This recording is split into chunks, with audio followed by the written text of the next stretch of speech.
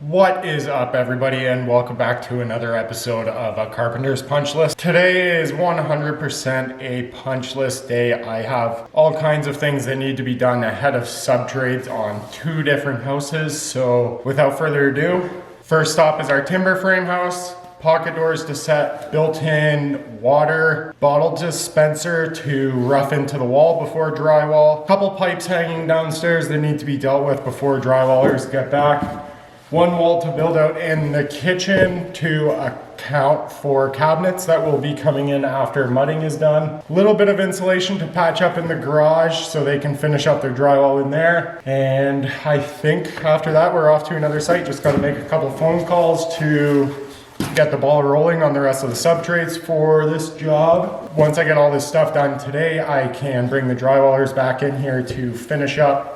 Mudders come in after that. Okay, so first thing I'm gonna take care of today is we just got our kitchen specs back from our kitchen designer, and one of our walls is a little too shallow. So just to account for any appliances that will be put in here, we're just gonna bump everything out to make sure the reveals are set and we can move on. I did this before I started recording right there. So just to give you guys a breakdown, just kind of peeled the drywall off, set some 2x4s on edge, built it out with 7/16 OSB behind, 2x4s on edge, and some flat blocking to hold it straight, and that guy will be good to go. So I think next up we're gonna go downstairs into the basement and do the built-in water dispenser. For the gym room, as you can see, timber frames are about half covered. I kind of did it as they were drywalling, but they got ahead of me. I got all the kitchen ones done, and I believe this is a dining area, but those ones are covered as well. Okay, so all of that covering is tucked under the drywall, so when they do any of their mudding, nothing's gonna fall on those rough sawn timbers, and cover it with mud. Not gonna have to worry about that. As for windows, I started covering them as they were drywalling. Wasn't really the best idea. They're wood sash windows, so they have to be protected before any mud happens, but as you can see, the drywallers were cutting through the plastic as they were going, which I guess I should have assumed that was gonna happen, but not gonna make that mistake next time. Let's jump downstairs and take care of that.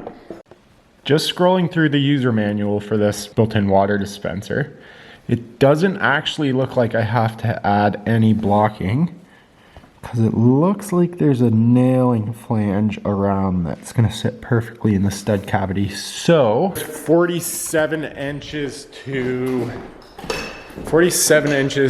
the motion detector that dispenses the water. So if we're going by that, I think I can just put my pipe in the wall at 47 inches and we'll be good. Okay, unfortunately nobody read the plans before they spray foam this. I need 3 7/8 deep. Definitely don't have that, so it's gonna be fun chipping that out. First, gotta take that bottom board off so I can expose the rest of that. Then I'll take that water line from up there, drop it to where that is, and it should be good for the plumbers to deal with it.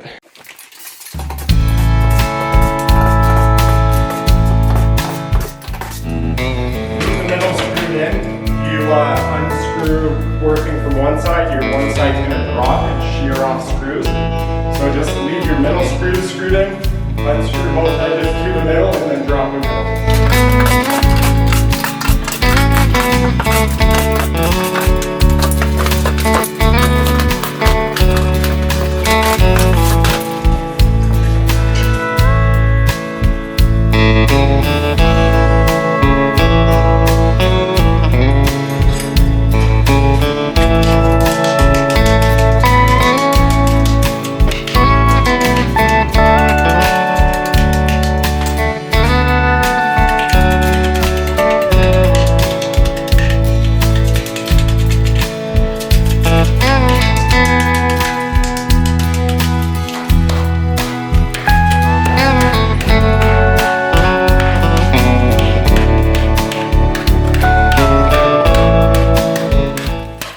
Okay, that's what we were here to do. Get this guy into that cavity so they can put that sheet of drywall on. A little bit of blocking. Okay, now that guy is in the wall so the drywallers can put their board on. finish this area. This is the gym or fitness area. That is an automatic water dispenser. All of this corner is gonna be the wine chiller room, wet bar with a nice curved countertop. That's the bar, wine chiller. What is this layout? Looks like this is the U-shaped bar and fireplace with 2 built-ins right there. Okay, next on the list, we have a steam unit going in this shower right here. So they need a little bit of room to actually mount their steam unit outside of the shower. So what they currently have is PEX water line and a 220 line just dangling. I don't really need to build this ceiling down right now, and I don't really have time. That's their hookup for their steam.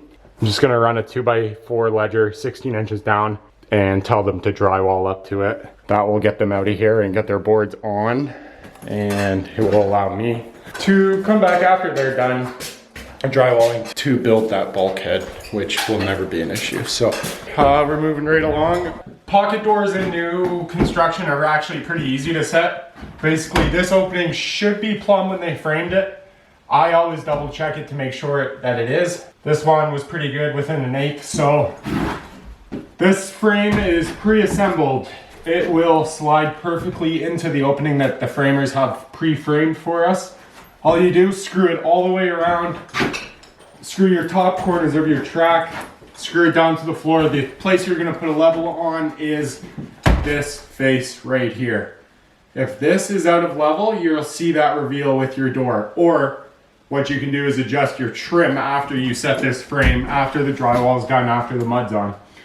So plumb down this side, plumb down this face, pull all your door level, make sure everything's good, and just tack screw it off. They'll come back, drywall into it, and everything will be good to go.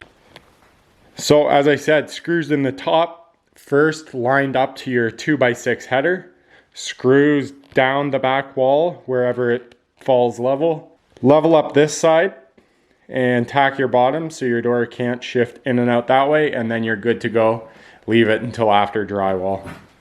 Got one pocket door down, got the second pocket door in, and the boarders can come back and close up all these rooms. These doors were the wrong size, so they have to go back. Other than that, drywallers have done some damage in this place. Home theater room right here. Yeah, so it looks a little different than the very first video I put on YouTube.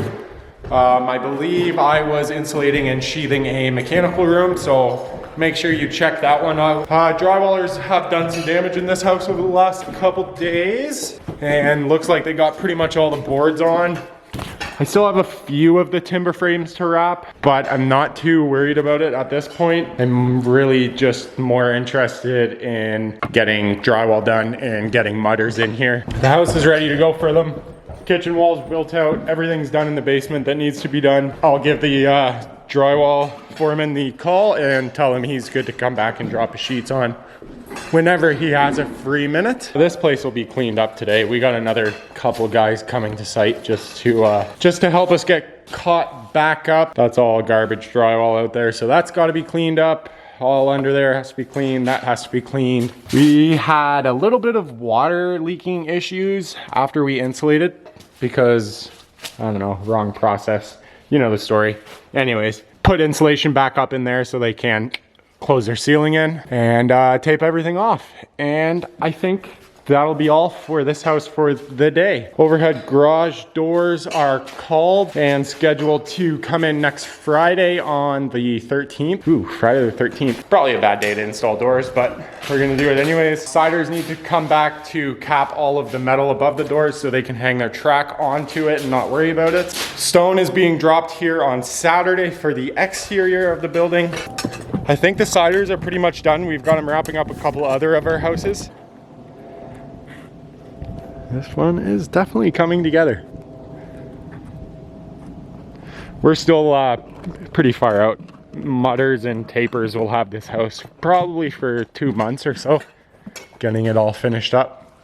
It's about 4,500 square foot house, I think. Bathroom ceiling is insulated, which means I'm done here for now. Just sent a text to the drywall foreman. He's gonna send these guys back to finish up boarding. Anything else that needs to be done here can be done after all the board is done. The biggest thing was to get the boarders back into the house to finish off anything they left. We've got a cabinet meeting with our cabinet company about bulkheads that go over that kitchen Thursday of this week. So also put those bulkheads in before they do any mudding and taping. It's about 11 o'clock. I gotta go back to the shop, grab a different truck and load up a flat deck trailer. I'm gonna bring it out to Camrose, pick up all the extra material from that job site. I have been posting a couple of videos of that one over the last little bit, so make sure you check them out. Just gonna do a quick truck swap. It is extremely windy, so I'm gonna record, but I'm gonna music over all of this, so.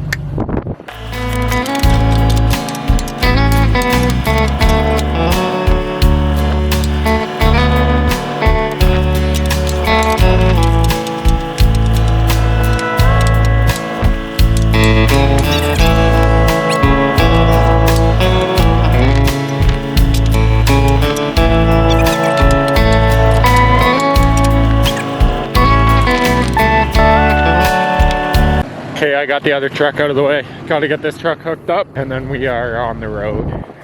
You know, probably something I should have done before I hooked up the trailer, but it's nice to not have to go to a gas station to put diesel in a truck. Slip tanks. Gotta love having a shop that's fully set up. Saves a lot of time. All right, truck's fueled, trailer is hooked up. Tools are loaded, which means I'm ready to go to Camrose, finish my day. Well, made it to Camrose with the flat deck. Gonna load up that extra material over there. Gonna load up this extra material. Looks like the garbage bin is full, so I'm gonna call that in to be done. Tracy was out here, he got the heater fired up, so looks like concrete can go down pretty soon. Looks like the insulators were at least here because they dropped their scaffolding. Okay, I am back at the shop. Trailer is unloaded, everything is stacked in the yard. Tarps are back where they need to be for the next stuff. I'm going home for the night. Hope everyone had a good day. If you enjoy the videos, make sure you hit that subscribe button below. Really looking forward to showing you guys the builds that are coming up as I move more into the management side of things. Thanks for watching.